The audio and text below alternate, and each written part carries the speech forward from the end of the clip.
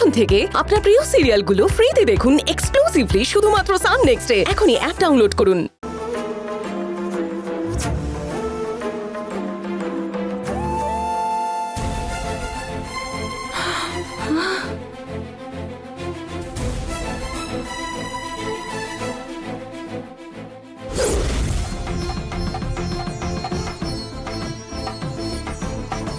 আর তুমি যদি বলো আমি এটা এক্ষুনি বাবাকেও জানিয়ে দিতে রাজি আছি।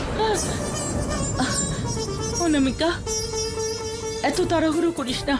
তাড়াহুড়ো করছি না মা, একদিন না একদিন তো বাবাকে এই সত্যিটা জানতেই হবে। আজকে জানাতে হবে না। আমি যখন বলবো তখন বলবি, ঠিক আছে? আমার কথা শোন।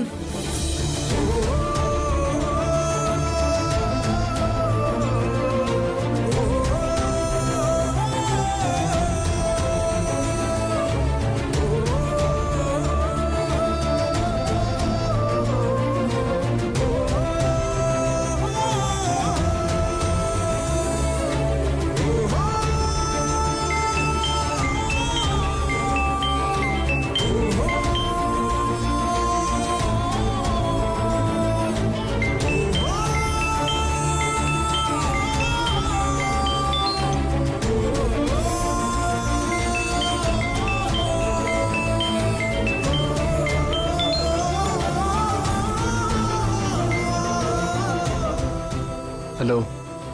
এই কি হলো, তুমি ফোন করেছিলে? তুমি ঠিকঠাক ভাবে ফ্লাইটে উঠে গেছো তো? আমি ফ্লাইটে উঠে গেছি এটা ভেবে তুমি সঙ্গে সঙ্গে নিজের বাড়ি চলে গেলে। কি হলো, সাইলেন্ট হয়ে গেলে? না, আমি এ বাড়িতে এসেছি সেটা তুমি জানলে কি করে? কেন, এটা জেনে খুব দোষ করেছি নাকি? আগে বলো তুমি কোথায় আছো? বাড়িতে আছি। কি, তুমি ফ্লাইটে ওঠোনি? না। আরে কেন, সেটাই তো জিজ্ঞেস করছি। ও, আমার প্রতি এত চিন্তা আছে তোমার? তোমার কথা চিন্তা করব না সেজন্য কি তুমি বিয়ে করলাম? তাহলে কিসের জন্য? আমি বেরিয়ে আসতেই তুমি তোমার বাড়ি চলে গেলে। এভাবে পাগলের মতন কথা বলছো কেন? বাবার শরীরটা খারাপ, সেজন্য বাবাকে দেখতে এসেছি। এটা আমাকে বলা উচিত ছিল।